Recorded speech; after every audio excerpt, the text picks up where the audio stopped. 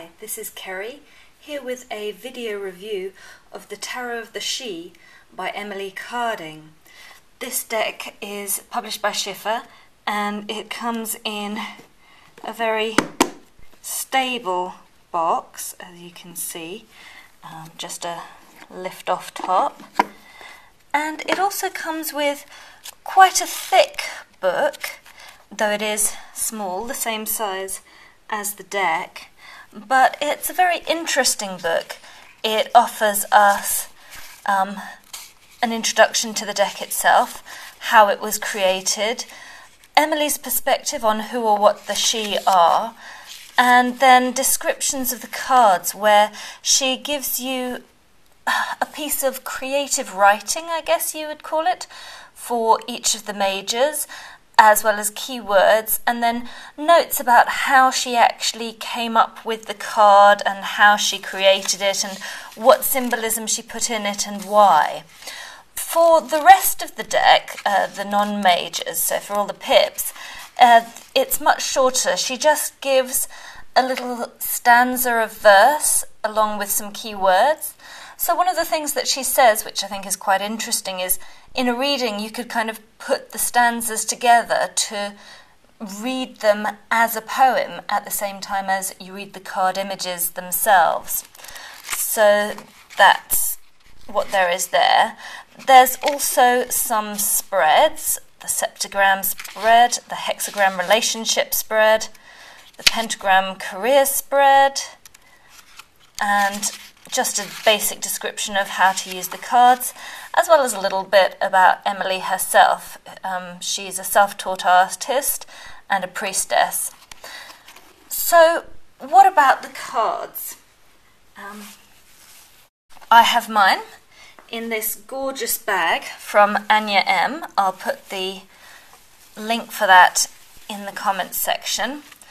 And when I first saw the card images, I wasn't really sure that I liked the artwork. It has a certain vibrancy to it, but I guess you might also call it quite naive. I'm not sure if that's quite right, but that's the kind of feeling. However, when I met Emily at a tarot conference and just got to know her and the way that she thinks about the world and about the tarot, it just got me fascinated, and so I decided I had to get the deck. And working with it, I just love it. In the majors, she has renamed some of the cards. For example, here we see the Elder, which is her version of the Hierophant. And we have a number of different options here. Is it the tree that is the Elder? Is it the she-woman?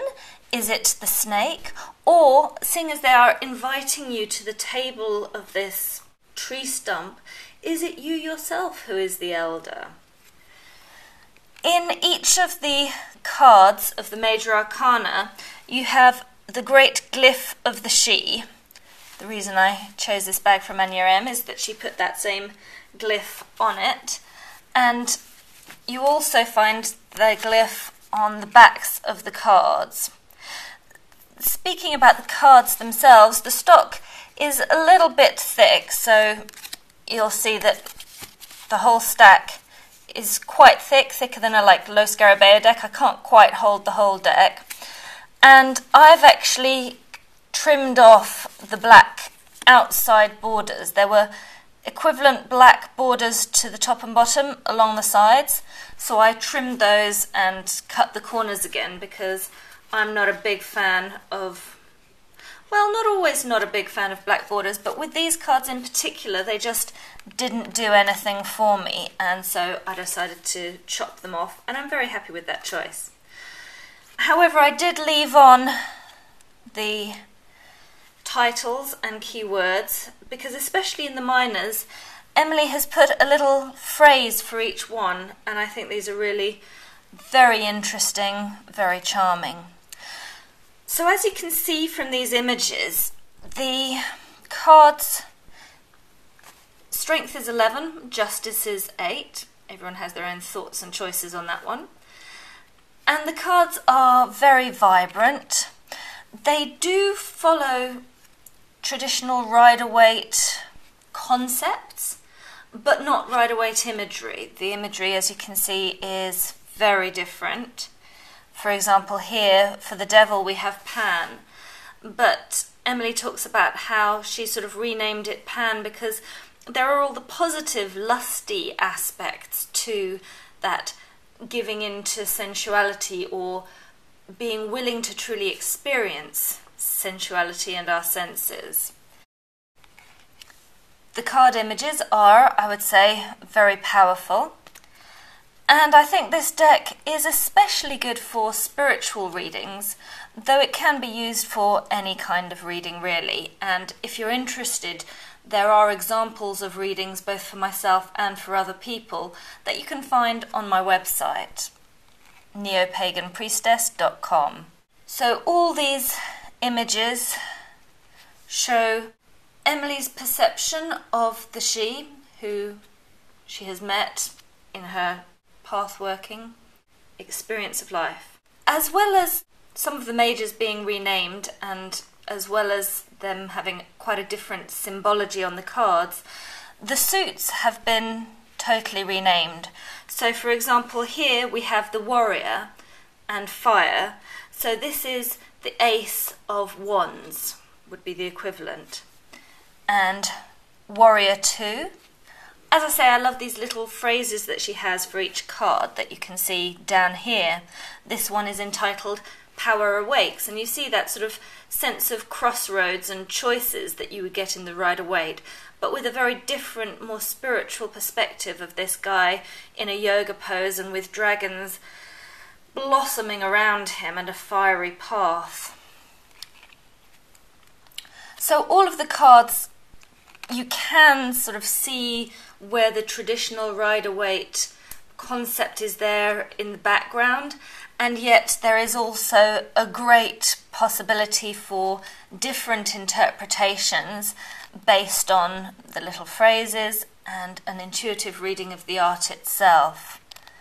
I adore this, for example, a hero's challenge for Warrior 7, and just the way that this character's hair is flowing and the fiery blade and the crescent moon. Dragon Flight. And the Guardian for Warrior 9. Another thing that I adore about this deck is the court cards. Here we have the Warrior Princess, which would be equivalent to the Page of Wands in a traditional deck. And I love that for each of these court cards, Emily has given us a sentence of what the gift is that this court card offers us. So for example, the Warrior Princess offers us the gift of courage. The Warrior Prince, equivalent to the Knight of Wands, offers us the gift of spirit. The Warrior Queen is the gift of charm. And the Warrior King is the gift of glory. If we move to the Suit of Cups, we find dancers, people who go with the flow, and the element of water. I also like the fact that if you reverse this card, you have a more traditional kind of Ace of Cups in there, but you have the dancer there too. Soulmates in the Dancer 2, and Jubilance in the Three of Cups, Dancer 3. So once again, these cards offer some different perspectives as well as traditional concepts inside them. It's definitely not a Rider-Waite clone, and yet you can still read it from the basis of being educated in the Rider-Waite system. Make-A-Wish. Many people think of the Nine of Cups as the wish card.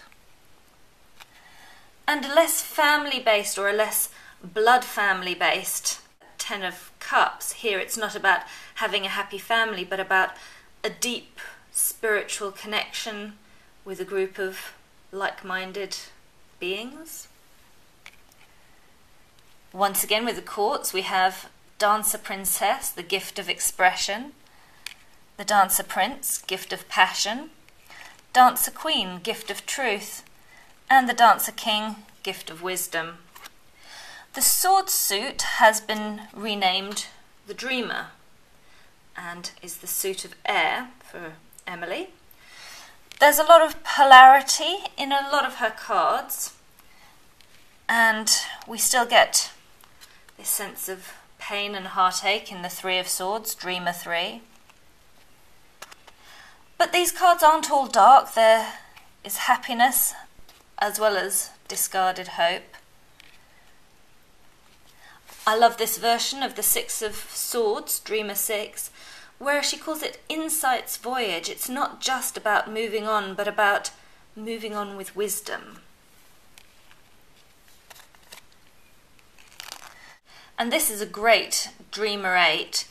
The idea of being stuck in a web of mirrors, trapped by seeing only bits of ourself or bits of what is around us rather than being able to see the big picture. And it's that fragmentation which then traps us and stops us moving.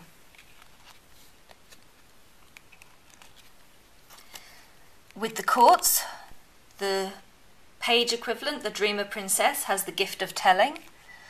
The Prince is the gift of liberty. Liberty of mind, I guess. The Dreamer Queen, gift of reason. And the Dreamer King, the gift of judgment. I love his dragon. The suit of pentacles, or discs, becomes earth and makers. We have the maker as the ace, and then maker 2 is responsibility. Maker 3, labour's fruit. For Maker 4 we have the greedy tree. So once again, these do touch on traditional ideas, but in a very natural way and in a quite spiritual way. Altogether, I think this is a wonderful deck for spiritual readings, for more general readings, and also if you want to work on connecting with the she, with the fairy people. Gift of creativity in the Maker Princess. Gift of connection with the Maker Prince. Gift of healing with the Maker Queen. And the gift of skill with the Maker King. I hope you've enjoyed seeing these card images and that you'll consider getting this wonderful, vibrant, passionate and interesting deck. Blessed be.